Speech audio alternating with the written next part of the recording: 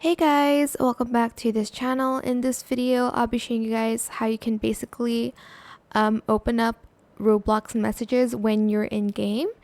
So it's actually a pretty new feature, I think, but to reply to a chat when you're in game, select these like three lines here, more menu, and you're going to go to party and you'll be able to reply to people there.